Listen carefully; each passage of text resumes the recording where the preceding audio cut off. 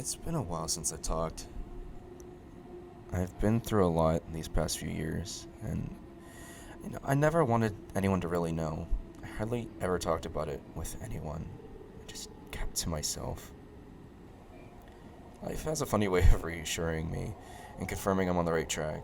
Better yet, it leads me down a path that I'll just call destiny. So, I knew I had to keep going and get something started in 2016. It's when my journey really started going, in fall semester. That's when I really realized how alone and, unprepared I was for my life. Now, I don't necessarily mean in academics, but in personality. I became a shell of my adventurous, likable former self. A victim of bullying and self-doubt. I never felt good enough, especially with the big secret I was hiding. Plus, people were showing their true colors after that idiot Orange was elected. It was the darkest time in my life. What was my purpose in life? Did I have one? I remember trying to get this T system to be a comparable subway system to other cities, but I never thought I could get anything off the ground. Port Authority got a lot of rack just for simply updating its crossing signals and repaving the street running in Beachview, even extending the service to the North Shore to the stadiums. How could anything get done with such an unappreciative city? But nonetheless, I started plotting the new routes on my Google Earth, and I created a city connected to everyone, everywhere. Yet, I still could never connect myself. Same as a lot of these people that stay on their phones all day, thinking that it's everything. Heck, I thought it was everything then. I only wanted to be liked and have a chance at a future. I wanted to date. I wanted to look good. I wanted to be successful. I wanted to be free. I started a lot of first times that year, into the next. I produced things for my new honor society, and I made friends with tons of new people through my new ambassadorship with college. I got in a relationship, a real relationship. I had my first adulthood kiss. Nothing felt like I could change this feeling. And then the first catalyst came. It was my first time going to the music capital of Nashville. It was my first time on a plane, and it was the first time on a trip with someone I loved. Everything was awesome, until it wasn't. And let's just say things were starting to get a little bit shaky. I felt more disconnected than ever, and I started looking for more hope in someone else. We broke up. I came home and then found out the news my great-grandmother died. One of the few people that actually stayed solid in my life. The summer came and went, and penniless ensued and depression increased. The whole summer I settled myself to tunes we heard in the Grand Ole Opry, but the music kept me high, but the weight kept me really low. I remained neutral through the rest of that summer. But in that summer, the DC trip happened. I went with Kath and Hunter to the Gorilla's Human Store. They gave me a chance to really put my mapping skills to test. But in actuality, it was an example of trust and true friendship. Two of the best people and friends I've ever met showed me how relationships are really made and kept. Whether it's through romance or friendship, it's nice to actually feel like you matter. The Catalyst Part 2 came in 2018 and gave me another chance to prove myself. Someone in my honor society suggested I run for an international position. Me in an international position? Geez, what could they be thinking? The quiet, shy, anxiety-ridden, stuttering failure doing anything good for the international group? Yeah, I went for it anyway, though. I had hope. But would I be able to do it? Well, my supporting friends helped me through it, and I helped them, as they were running for regional positions, too. Damn, I was really good at those campaigns, if I do say so myself. We finally got to Atlantic City, where the regionals were held.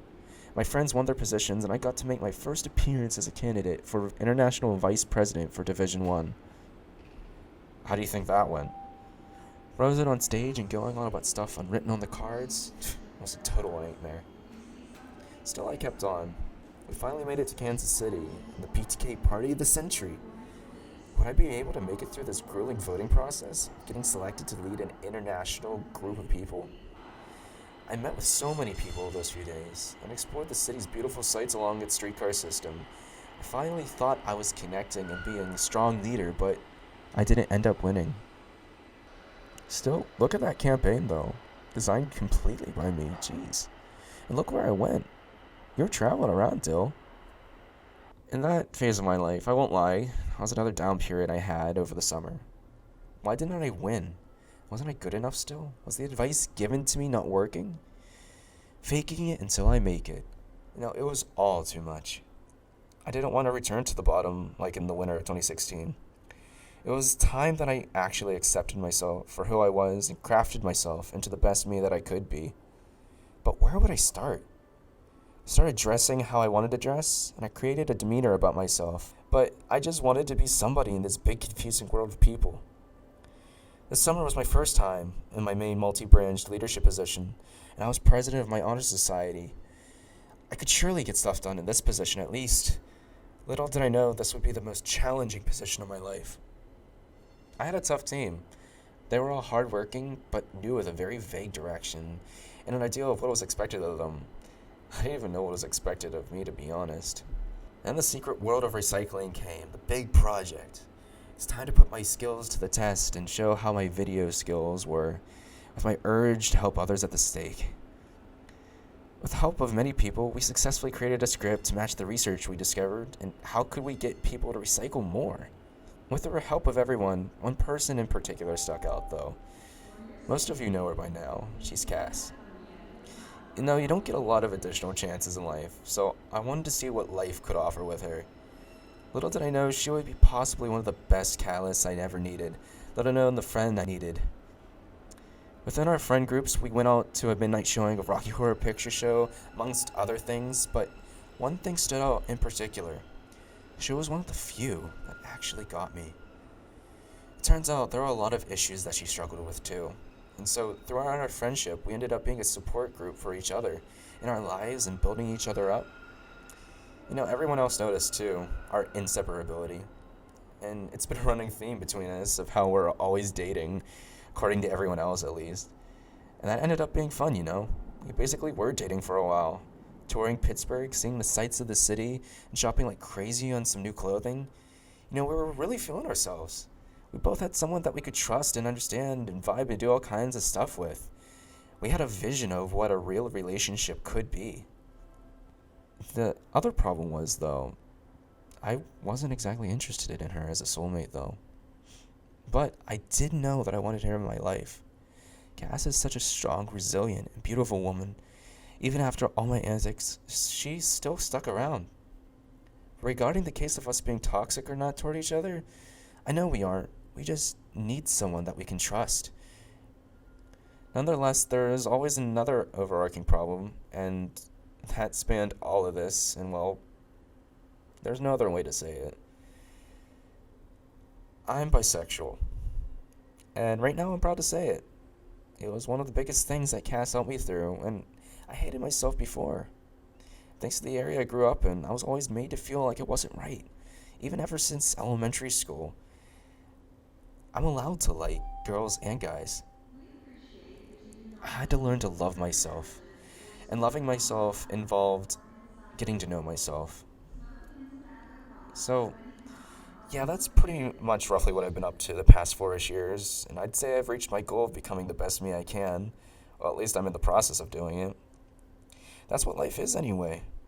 Learning to lead a healthy life for yourself and others. And existence and consciousness are both a big joke that we were gifted with for some reason. We don't exist, then we do, and lead a whole life, and have experiences, and grow, and love. Then it's all taken away. Nothingness again. I'm not going to waste my life anymore being in fear. Life is about living, about helping others in unity, traveling and having hobbies, having a voice, about making friends and holding loved ones close to you. Not this anxiety and guilt. I've learned after dating and being friends with a collection of psych majors, it's refreshing to get things off your chest and share with the world your problems, because burying them deep inside will just stress your mind out more. For those that know me, especially my mother and father, thank you so much for bearing with me as I'm getting my life together and helping me grow to recognize my purpose and duty in life. For those that don't, hi, I'm Dylan Yee, and I see in 2020 now, just in time for the new year.